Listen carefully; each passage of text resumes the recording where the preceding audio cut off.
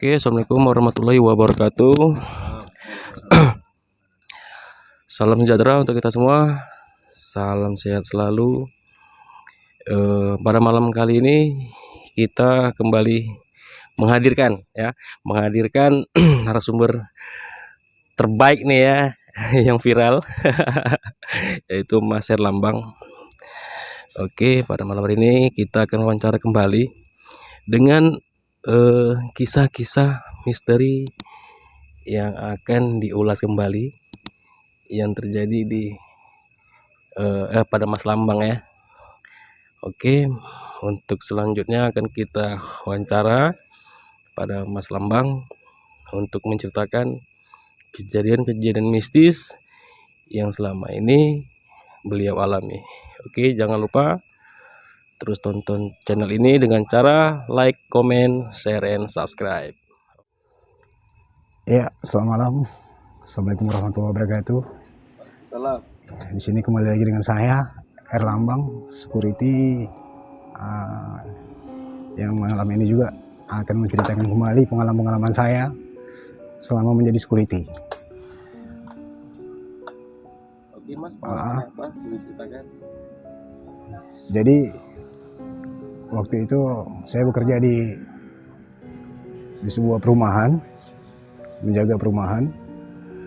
Jadi perumahan ini termasuk perumahan polisi. Kebetulan kami waktu pas jaga itu hanya ada 2 orang. Jadi security-nya 2 orang, dibagi 2 shift, shift malam dan shift pagi. Kebetulan kita kerja 12 jam. Jadi saat itu dari mulai jam 8 ke jam 8. Nah, waktu pas saya bekerja itu pas kebetulan masuk shift malam ya. Masuk jam 8 malam, pulang jam 8 pagi. Jadi waktu pas jaga malam itu juga, karena memang hanya berdua, jadi kebetulan kami masing-masing jaganya sendiri-sendiri. Jadi malam itu kebetulan baru perumahan yang kami jaga ini letak itu di ujung di perbatasan Jalan Buntu Mentok. Jadi untuk akses keluar masuk itu cuma dari satu jalan aja dari depan, sementara belakang udah buntu. Jadi waktu itu kita jaga itu di pos, pas di ujung Jalan Buntu itu dibuat pos security-nya, dan posisinya di depan pos itu ada gudang kosong. Gudang kosong ini pernah dibuat usaha lah gitu sebelumnya. Jadi karena kurang jalan mungkin atau gimana kondisinya, jadi gudang itu ditinggalkan pekerjaan tadi, dikosongkan. Dan di depan gudang kosong itu kebetulan posisi situ ada sebuah ambulan.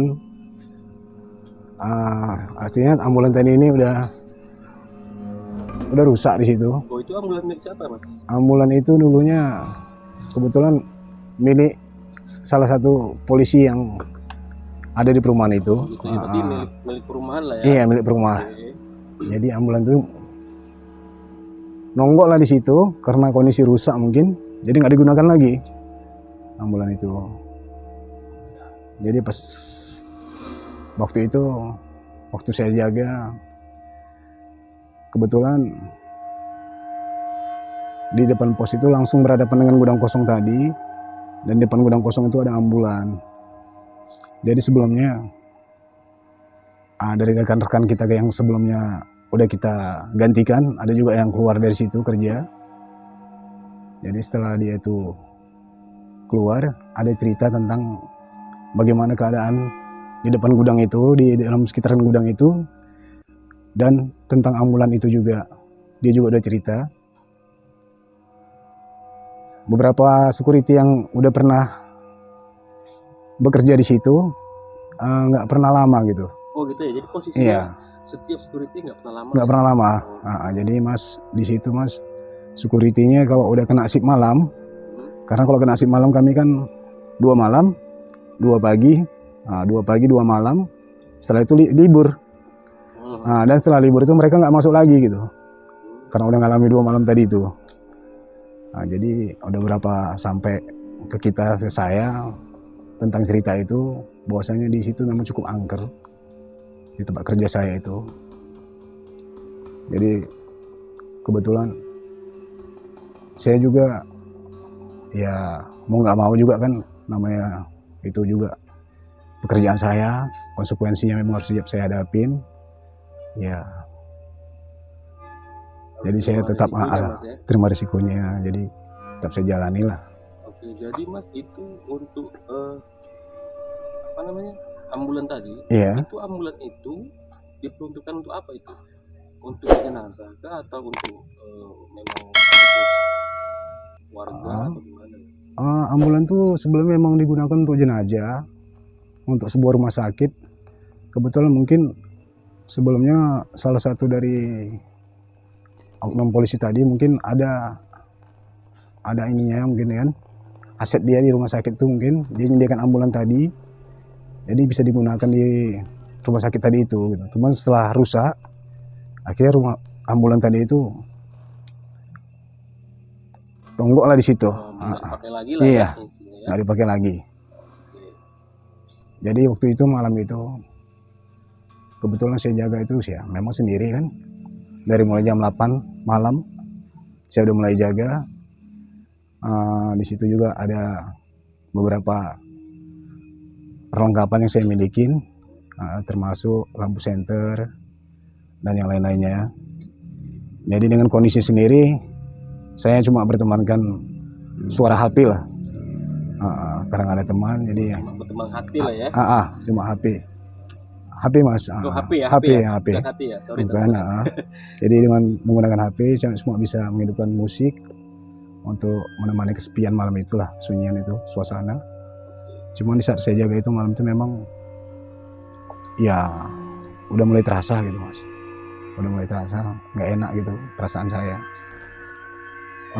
Waktu terus berjalan sehingga sampai sekitar jam setengah 11. Kebetulan di setengah 11 itu mulai turun hujan gitu, agak rintik-rintik lah, gerimis. Jadi saya jaga sendiri. Di situ saya mulai patroli Mas. Kebetulan saya patroli juga harus ke belakang gudang itu, karena gudang itu juga masih ada barang-barang disimpan di situ. Jadi kita harus kontrol lah. Jadi saya mulai dari depan gudang itu saya ke belakang. Jadi di samping gudang itu kebetulan itu tanah kosong, cuma ada pohon-pohonan, ya pohon-pohon besar, ada juga pohon-pohon yang lainnya gitu. Dan untuk menuju ke belakang itu cuma dari samping itu aja, tanpa ada penerangan. Gudang itu kebetulan gelap, jadi nggak ada cahaya dipasang lampu. Saya kontrol ke belakang, dari samping itu jalan terus ke belakang itu. Nah, di belakang itu juga ada kamar mandi, fasilitas kamar mandinya. Cuman fasilitas kamar mandi ini tidak dilengkapi dengan lampu. Jadi kalau kita mau kamar mandi itu ya juga dengan menggunakan senter tadi lah, kalau kita mau kamar mandi. Jadi waktu pas patroli sekitaran area, saya mulai dari depan gudang ke belakang, melihat keadaan belakang gudang juga di situ ada kamar mandi. Dan kebetulan di situ kamar mandi itu memang tidak ada lampunya.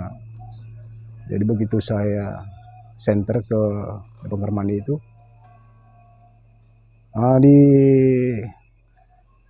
pas di pintu kamar mandi itu, sepertinya kamar mandi itu pintunya bergerak sendiri. Jadi saya kira mungkin ada hewan atau apa di dalam itu kan gitu. Saya mulai menyenter lah, mendekati, mulai masuklah ke dekat kamar mandi tadi. Setelah sampai, ternyata tidak menemukan apa-apa, tidak ada angin dan tidak ada apa-apa. Cuman tiba-tiba pintu tadi bergoyang sendiri, bergerak sendiri. Setelah itu dari kamar mandi tadi selesai saya mengontrol belakang, saya kembali lagi ke depan. Di depan itu juga ada pas ambulan tadi kan gitu. Oh, berarti ini posisinya ambulan tadi dia berdekatan atau depan-depanan dengan gudang tadi ya? Iya, depan-depanan. Oh, Depan-depan gudang tadi, Mas. Jadi posisinya dia di situ. Saya juga mulai keliling.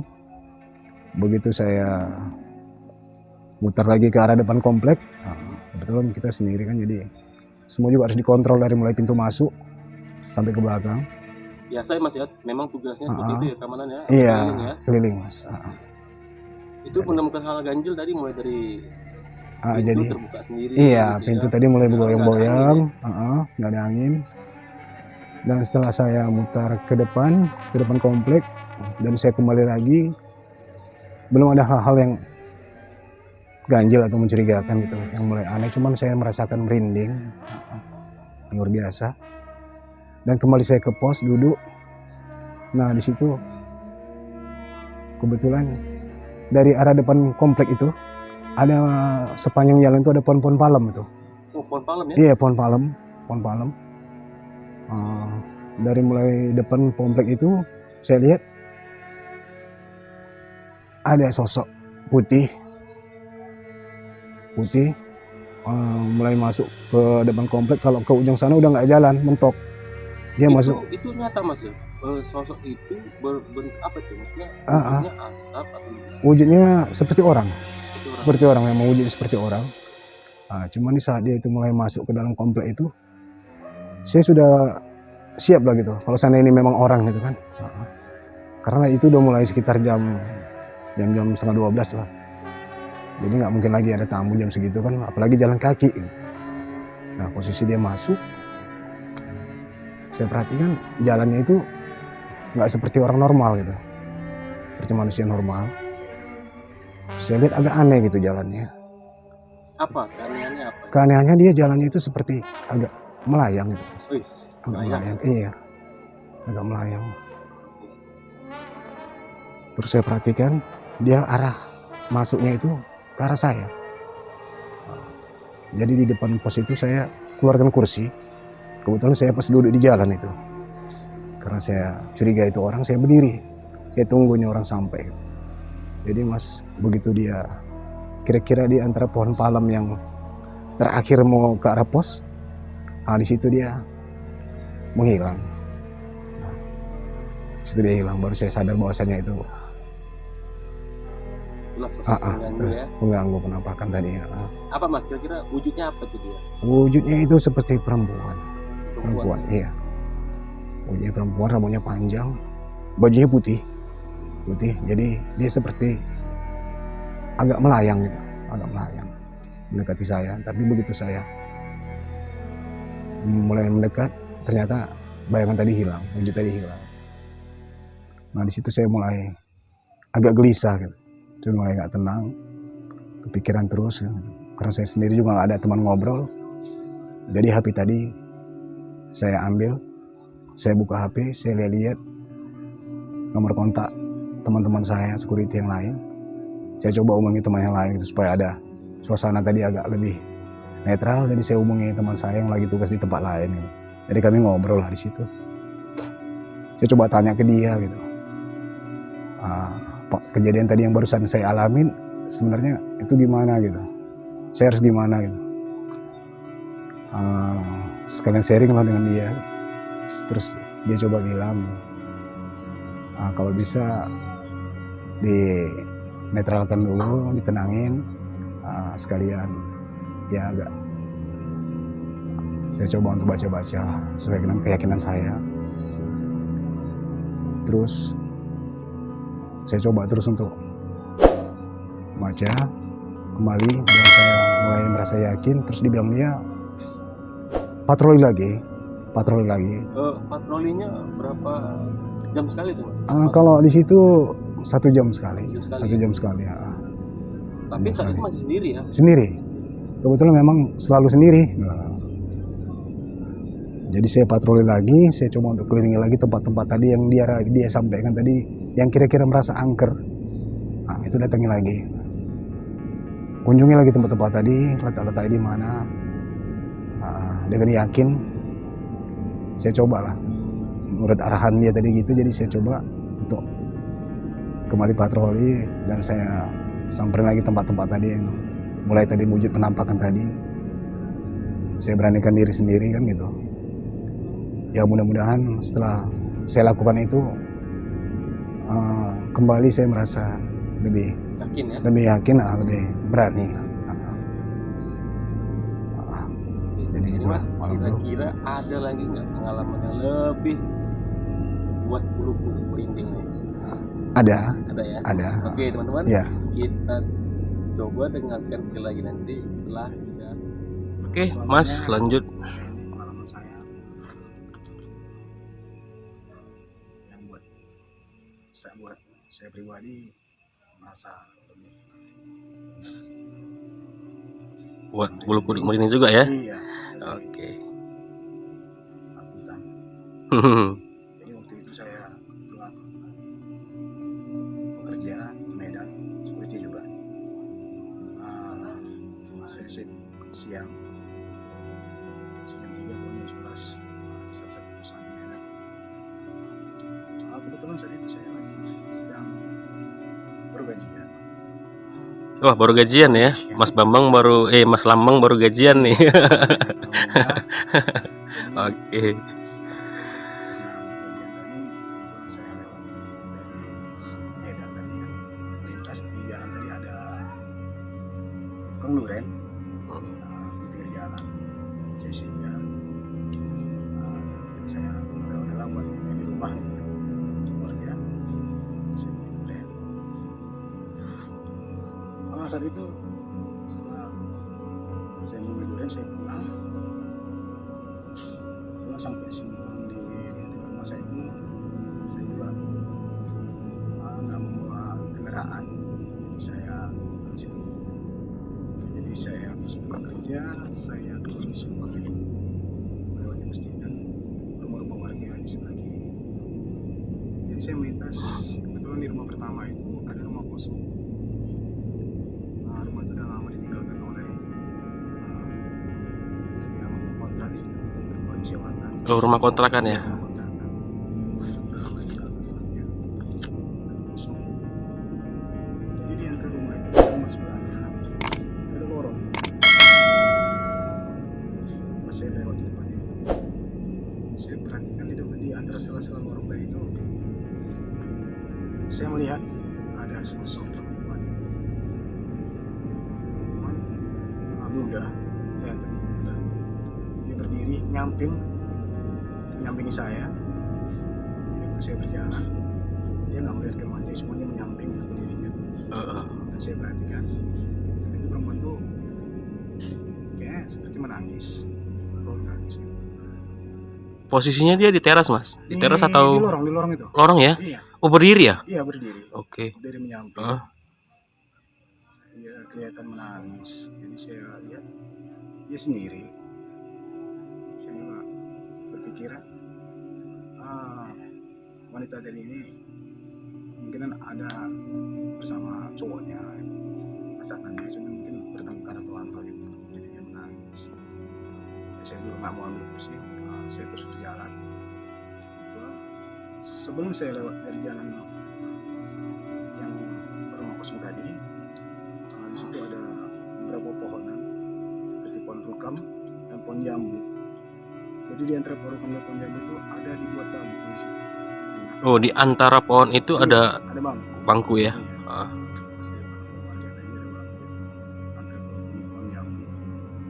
Jadi begitu saya merhatikan perempuan tadi menangis, saya terus mengalihkan perhatian saya ke depan. Nah, di depan itu ada bangku, ada duduk. Saya melihat luar biasa itu. Saya lihat wujudnya cukup mengerikan. Sosok apa itu? Sosok perempuan dengan pakaian putih panjang dan rambut panjang yang menutupi wajah. Kuntilanak ya? Iya. Jadi saat itu saya dengan berjalan membawa durian tadi yang saya beli tadi, kebetulan saya seakan-akan seperti nggak bisa bergerak di saat itu. Karena kaku badan saya macam shock. Jadi mata saya tetap ke dia, perhatian saya ke wanita tadi yang duduk. kebetulan menghadap ke jalan, lihat saya. Saya mau lewat juga kayaknya seakan-akan saya itu terpaku di situ. Dengan segala daya dan upaya saya coba untuk melepaskan yang dari kondisi badan saya yang saat itu. Mungkin saya ngerasa energi saya itu macam dihisap, macam ditarik gitu. Mas, saya tidak kuasa gitu untuk lari atau untuk lepas dari situ. Sekuat tenaga saya berusaha, karena takutnya tadi juga saya paksakan juga untuk lari. Tapi saya rasakan kaki saya itu seakan-akan macam bergerak di situ aja gitu. Nggak bisa jauh dari Jadi seolah-olah terpaku situ ya. situ. Oke. Di belakang saya seakan-akan macam beban. Ada beban yang saya pikul, berat sekali. Jadi badan saya ini seakan-akan sulit untuk digerakkan. Saya terus perhatiin dia, dan dia tetap duduk di situ. Namun saya coba untuk juga meyakinkan benar keyakinan saya. Coba berdoa. Saya terus berdoa, dan saat itu mulailah perlahan kaki saya mulai bisa melangkah pelan-pelan. Dan saat lepas dari langkah tadi itu saya langsung berlari sekuat tenaga. Saya coba dengan membawa durian tadi yang saya beli tadi, dan posisinya itu durian itu langsung menghantam kepala saya. Jadi luka. Kebetulan karena memakai celana panjang, Ternyata ada lucunya juga mas. Oke. durian tadi itu terus inilah semua larian gitu kan. Kondisinya saya nggak tahu lagi nih mau lari lurus atau mau belok. Itu rumah saya masih jauh lagi. Jadi dengan kondisi tersana tadi saya bingung. Ini kalau terus posisi gelap, dari belakang kan ada cahaya lampu jalan. Sementara kalau belok ini lebih jauh lagi dari rumah gitu. Oh gitu ya. Iya. Posisi kalau belok dia lebih jauh dari rumah Langsung gitu ya. muter lagi. Oke, muter ya. Kalau kita terus kan cuma gelap kondisinya, dekat ke rumah. Maka rasa takut tadi saya ketika saya selalu melewati jalan yang gelap tadi, saya coba untuk belok. Dan kebetulan pas belok dari rumah warga itu, saya ketemu ada sebuah penyambung air, bercabang dua. Nah, pas di saat saya belok di tengah penyambung air tadi itu, di tengah cabangnya itu, saya lihat ada sosok di situ. Sosok apa itu mas? Sosok perempuan. Perempuan lagi mas? Perempuan ya. Dan posisi situ dia duduk di atas pohon itu. Bisa digambarkan posisinya mas? Posisi pokoknya gimana dia? Pokoknya itu dia ada cabangnya. Dan dia di tengah-tengah cabang itu lagi duduk. Oke. Lagi duduk membelakangi saya. Saya lewat di belakangnya. Dia menghadap ke sana, saya di belakangnya. Cuman saat itu saya lihat dia agak seperti bermain-main lah gitu. Dia bergoyang-goyang di atas itu, di atas dahan pohon tadi. Nah, saya terkejut setengah mati. Nah itu menurut mas yang sosok tadi itu yang waktu ketemu di jalan bukan? Iya, sepertinya iya ya. Iya juga. Oke, berarti dia ngikuti posisinya ya. Iya. Oke. Jadi saya terus lari. Saya nggak tahu lagi. Dengan rasa takut tadi, saya paksakan untuk lari terus ke depan. Saya sampai rumah dengan dia kan memakai seragam seperti itu, karena dengan celana safari kan, baju safari, celana itu pakai seragam lengkap. Cuman yang saya perhatikan di area depan celananya itu, saya lihat celana itu basah. Saya takutnya dia rupanya dia itu sampai terkencing-kencing.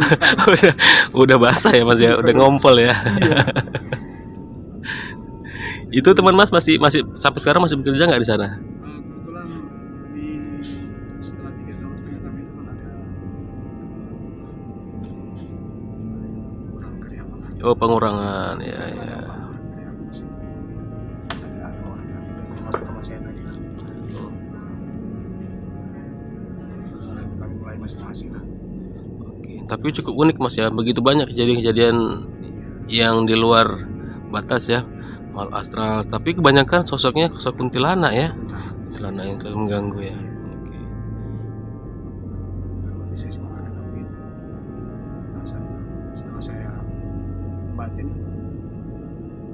gak lama bayang tadi hilang. Setelah hilang bayang itu tadi, badan saya mulai berangsur-angsur netral. Dan kondisi badan saya yang lemas karena mungkin ada, saya rasakan seakan-akan energi tadi itu seakan-akan macam kita itu seakan-akan macam diserap gitu energi kita. Oke. Kondisi kita nampak langsung tadi itu badan saya seakan-akan macam dingin dan saya rasakan badan saya itu seperti ada es macam dingin gitu di badan saya gitu. Terus meresap di badan saya. Saya nggak tahu juga itu pengaruh apa. Saya coba bertahan. Saya diam, saya tahankan. Sepertinya badan saya itu seakan-akan kayak merasakan energi gitu yang ada seakan-akan seperti mau masuk gitu. Masuk ke badan saya dan saya juga di saat itu udah nggak kuat. Tapi posisi wujudnya itu jelas ya? Jelas ya. Jelas. Mas.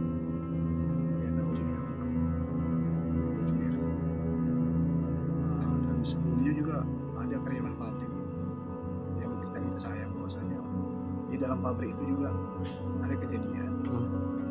Ada karyawan yang pernah ditakuti di dalam pabrik. Dan dia juga sama dengan seperti yang saya lihat itu. Sosok wanita dengan berbaju warna merah. Dan kebetulan di karyawan pabrik itu di bagian produksinya ada teman kita yang memang agak sedikit mengerti tentang hal ini. Sama ya, sama sensitif juga ya, tapi lebih seperti paranormal ya. Tapi ya mendekati lah seperti itu ya. Oke. Dia pernah berpesan pada saya, kalau suasana dijaga malam, kalau bisa jangan rasakan takut, karena sosok yang memang sering muncul itu memang sosok wanita yang berbaju merah tadi, karena memang dia agak sedikit aktif di pabrik itu. Dia lebih sering lagi katanya kalau sekitaran malam-malam Kamis atau malam Rabu. Oh, ada waktunya juga dia ya, berarti ya? Dia sering muncul di pos. Oh gitu, ya. Dan itu juga dialami oleh seperti yang lama saya kerja. Berarti sempat sharing juga ya ternyata Mas ya? Pernah saya Sama. kalau saya dia bilang memang iya. Dan akhirnya mengalami sendiri ya? Mengalami sendiri. Langsung saya muncul. Oke. Jadi setelah itu Mas gimana Mas? Setelah dia Nah setelah keluar dia itu gimana? yang ada saya rasakan badan saya itu seperti es, kedinginan, saya seperti menggigil. Dengan kondisi itu saya nggak kuat itu saya rasakan. Kalau sampai pagi itu saya tetap berdoa. Sudah keyakinan saya terus berdoa supaya bisa kuatlah malam itu saya jaga dengan tidak terjadi apa-apa. Jadi kebetulan di bangku pos itu di meja juga ada televisi kan. Saya coba dari televisi. Saya coba bawa untuk santai untuk melupakan kejadian tadi. Setelah itu sepertinya badan saya ini nggak bisa dilepaskan dari rasa takut tadi, dari aura tadi, pengaruh tadi munculnya sosok wanita merah tadi, baju merah tadi. Saya terus menggigil, terus sekitar mungkin udah jam-jam 3 lewat. Saya coba kebetulan di situ ada lampu panjang. Saya luruskan kaki saya di situ, coba luruskan kaki sampai saya berdiri, badan saya, kaki saya kasih ruang itu, saya coba bawa balsem, saya kasih balsem supaya hangat.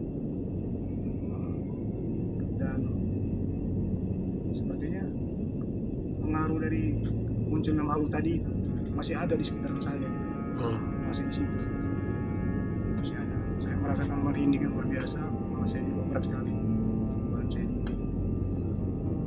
Saya paksa untuk bertahan. Oke, seolah-olah masih di situ ya, Masih di dia situ, ya. saat Padahal sudah tidak ada. Gitu. cuma saya beranikan diri, saya coba untuk bicara gitu kan. Rasa takut tadi saya sudah, saya nggak tahu dia dengar atau enggak makhluk tadi itu. Saya bilang tolong bantu saya, jangan ganggu saya, jangan buat saya begini, karena saya juga perlu jaga malam ini sampai besok saya kondisi dalam keadaan sehat-sehat aja.